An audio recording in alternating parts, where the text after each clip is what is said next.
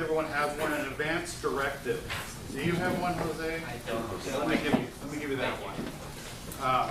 So, perfect.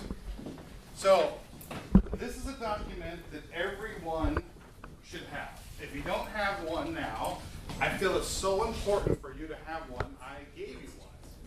And I'm going to explain how to fill it out right now. So what this does is this is a document that you fill out now when you are mentally competent and in perfect health, hopefully. And what you do is you say what you want to have happen in case you are not mentally competent or not in perfect health. The first page is just the instructions of how to fill it out. And this is all statutory. The law actually says this has to be in there.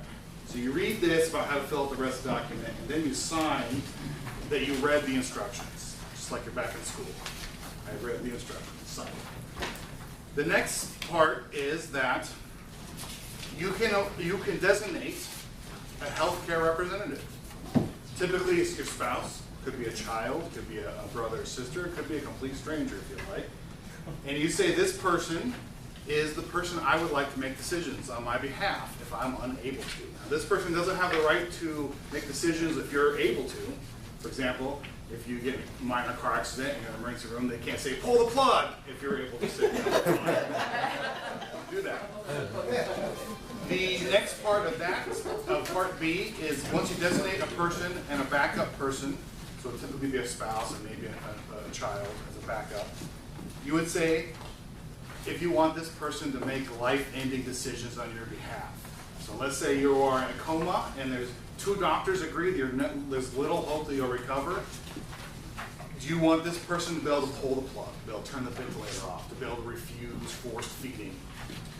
Again, it only happens if 2 doctors agree. That's in the law. 2 doctors have to agree that this is a life-saving measure that has to happen, and without it, you'll die. That's when this would go into effect.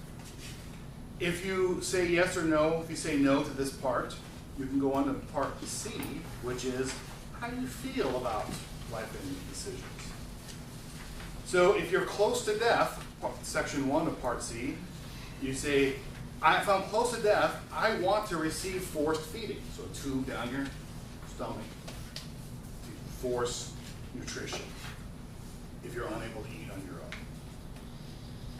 own. Or if you're permanently unconscious, do you want that? Or if you have an advanced progressive illness, such as like Lou Gehrig's disease, which is a very horrible disease that I volunteer with, doing these kind of documents for people with those diseases, where you're unable to feed yourself, you're progressing getting worse. Do you want a ventilator? Do you want force feeding? All right, or if you have extraordinary suffering, is the last category there. So you're just unbearable pain, no medication will help take the pain away. Do you want life-ending decisions? So you can specify under those conditions what you want. And if you do specify, then that overrides what your healthcare representative says. So if you say in here, I do not want any feeding tube, under no circumstances can you ever have a feeding tube put in, even if your healthcare representative says, I want this person to have the feeding tube. And then the last section, the legal part. This is where I get paid the big bucks, to be able to say to you, this document is only valid is if you have 2 people witness you sign it. So you would write their name here, and then they would sign.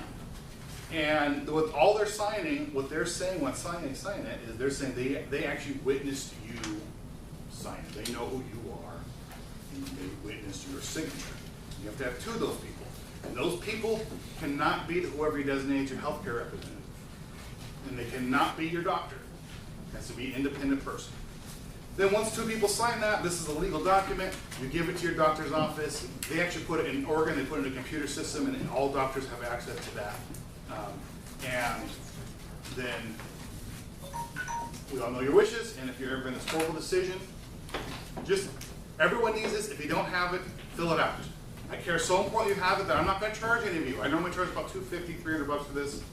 I'm not charging you. Fill it out if you don't have one. It is critical. Everyone has one.